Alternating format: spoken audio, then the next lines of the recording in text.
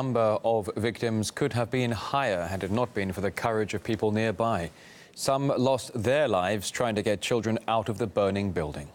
RT's Jackeline Vouga has their stories.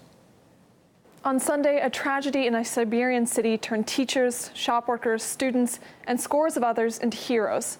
For some, it cost them their lives, like Tatiana Darsalia, an English teacher and mother who was out with her 14-year-old daughter when the fire broke out. She managed to get her child to safety before selflessly running back into the burning building to try and help others trapped inside.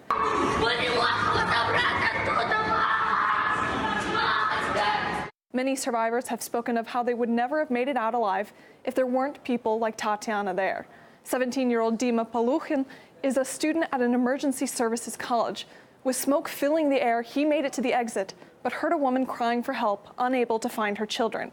She pointed towards the fire, and Dima ran back inside. I saw nothing. There was thick, black smoke everywhere. I heard children crying, shouting, and that's how I found out where they are. 3 children were sitting in the corner of a room, terrified, crying.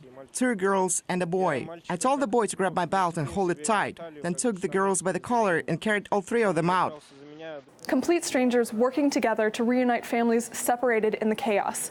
Konstantin Kolobukhov found a toddler in a play area who was in shock and couldn't move.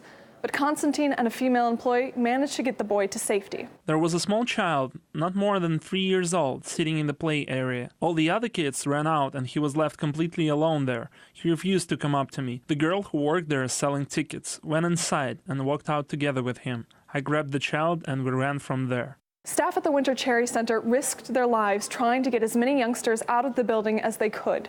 I was in one of the play areas, and there was another kids' room next to it. It's like a kind of labyrinth in there, a labyrinth for kids. To tell you the truth, if I went in there, I wouldn't have found a way out, especially with the smoke. I was calling for the kids all I could, and got them out of there, as many as I could see. A photographer who worked at the shopping center managed to gather dozens of children before leading them out. He was reluctant to share his story. Guys, please don't write about me as if I am some kind of hero. And don't say my last name, please. I just don't want it. There are no doubt other unsung heroes in the city, strangers without whom even more people, both young and old, would have perished.